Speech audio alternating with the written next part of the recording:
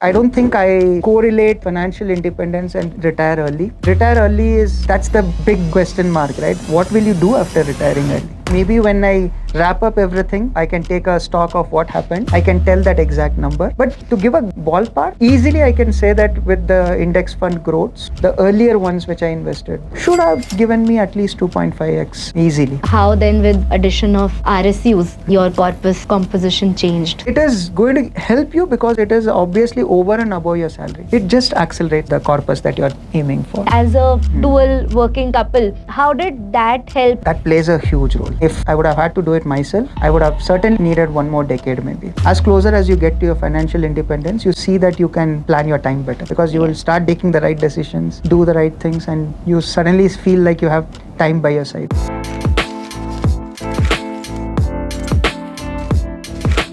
Hi everyone, and welcome to another episode of Power Pioneers.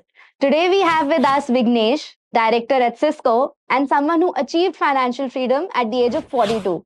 And guess what? He's still working. I saw a person who is now fired, so to say, and is still working. And that is what caught my attention. So what is your take on FI versus FIRE? In all my conversations with my friends, right, like they either pull my leg or they basically are like curious that, hey, you were running behind fire. Now what happened? You're still working. So something has gone wrong. See, for me, end of the day, everything that we do culminates to you being happy and leading a fulfilling life. That's the simple bottom line that all of us aspire. You can say, I need a bigger CTC, I need a fatter check, I need a XYZ. If you translate that into the bare minimum, all of them are making you happy and have a fulfilling life. Now, this brings back the question, right? Why am I continuing? I enjoy what I'm doing. I love tech. I'm in tech space, exploring new things, new technologies. AI comes in. I'm able to talk about it, learn it, feel it. I would do that even if I today I say that I want to put down my paper and I want to just retire from say corporate. What will I do? I will again go to that Gen AI space. I don't think I correlate financial independence and retire early. Retire early that's the big question mark, right? What will you do after retiring early?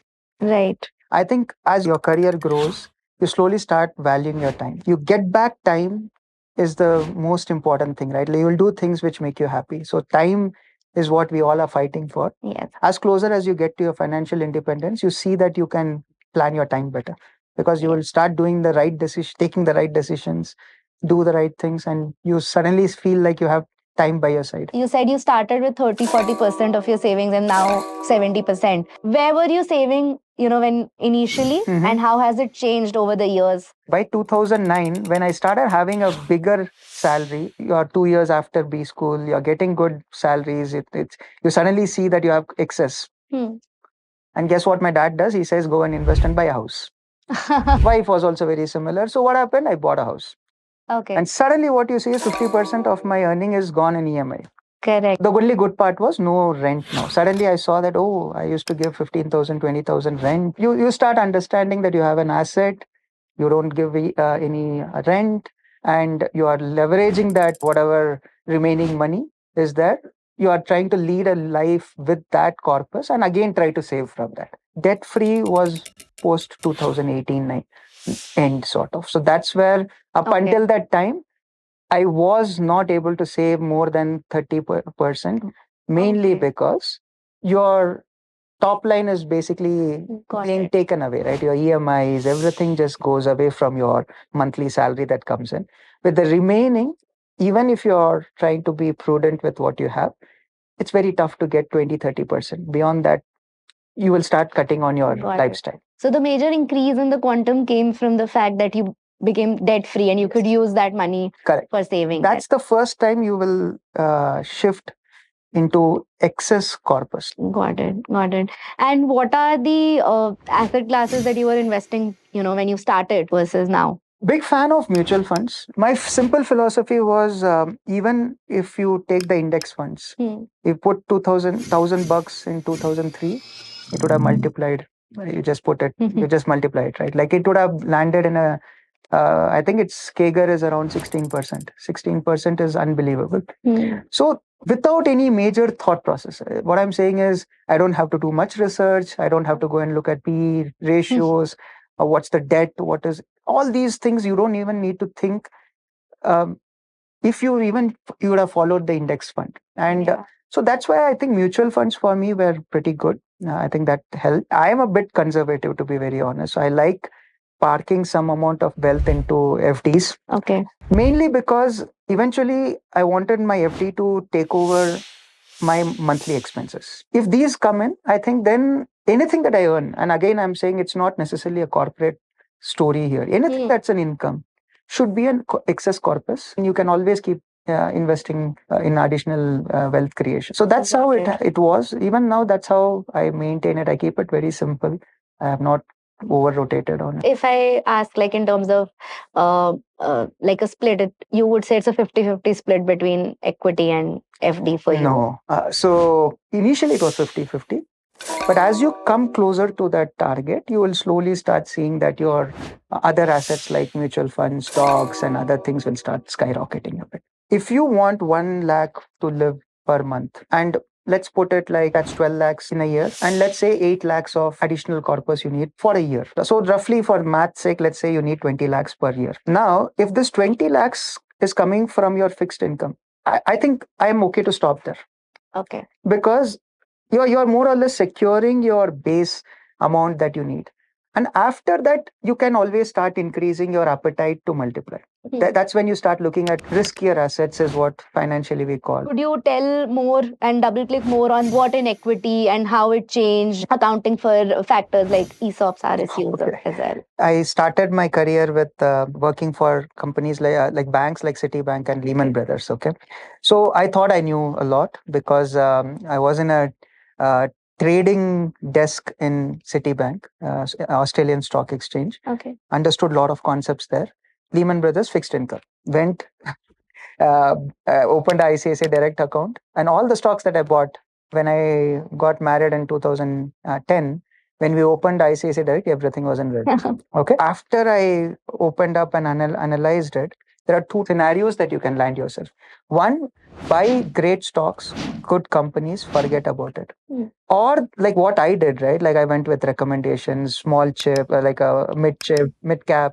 I was in the high risk category. In that case, I implemented this philosophy of buy and forget. Okay. Which was a huge mistake. Yeah. That was where I burnt myself, because if I go to the history, there were spikes where I should have sold them and cashed out. And I missed that because I was not tracking it. I didn't have the time to follow it every day. I moved towards a mutual fund sort of a thing. I said, it's not my cup of tea. I cannot track it every day with the work that I'm doing.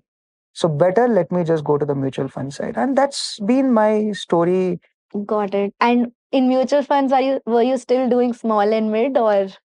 Yeah, that's a great question. So again, I've always liked to keep it in that nifty index funds. Okay. And towards the blue chip and max to the mid cap. I'm still a bit old school. I don't go into the small caps, mid cap sort of.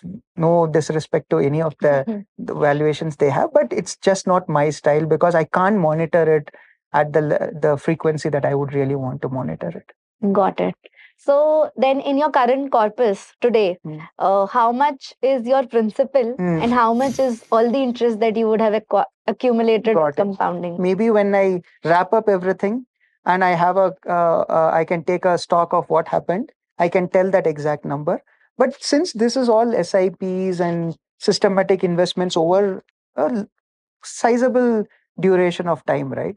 So that's why it's very tough to put a number to it. Okay. But to give a ballpark, easily I can say that with the index fund growths, the earlier ones which I invested when I was in 31, 32 sort of, should have given me at least 2.5x easily.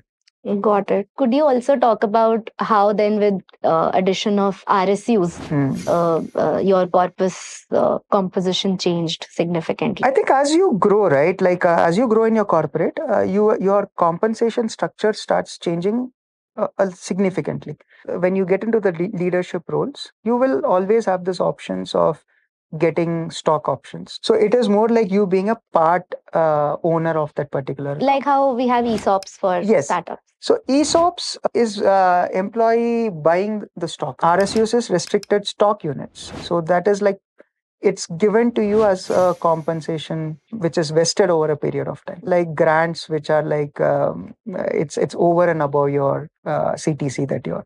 So that's what is a compensation structure which comes as you grow in your career. It is going to help you because it is obviously over and above your salary. Right. So you don't factor it, and one day suddenly you get a grant. It just accelerates that the corpus that you're aiming for. Got it. So, if I may ask, from your current corpus that you invested, right? How much is your investment? How much is RSUs or this contributed to you? It would have easily around 30% of spike it would have given me. Okay. Do you still hold onto them or do you sell them as you get? What is your approach towards RSUs? For me, it is always a long play. I don't cash out just for the sake of it because it just disrupts that compounding effect. Even in my PF, PPF, whatever be the instrument which is compounding, I always let it compound. And even in my RSU, that's been the same thing. I have not cashed out unless and until there is a compelling reason. As I said, when the aspiration grows, you might need somewhere something. That time you might obviously have to take that judicious decision. But unless there is a compelling reason, I generally don't disrupt the compounding multiplier Got that it. goes. Since you were mentioning about your wife, right, and as we were chatting earlier, both of you are still working, right? So in this financial freedom journey, how did that help? And as a couple, dual working couple in a metro city, how did you plan your finances together, and what implications did it have? Yeah, I mean, that plays a huge role. I'll be very honest, okay? Because as a partner, if both partners are number one, having same ideology, correct, very important. You cannot impose your fire ideology on someone else just because you want to meet it. It's a collective goal. Please understand that when you get married and all, it's a family thing. It's not your personal thing. Second, having two sources of income. In my case, she is more successful than me. I would say that she's extremely passionate. I mean, I draw energy from the way she plans things, right? So no doubt about it. I might have not run this as efficiently without her support. That's been a big contributor. I mean, if I would have had to do it myself, I would have certainly needed one more decade maybe, because that's how it works, right? Like two incomes with same ideologies, with the same controlled environment, it accelerates immensely. Yes, absolutely. It's been amazing to have this conversation with you. Thank you so much, Vignesh, for taking out the time.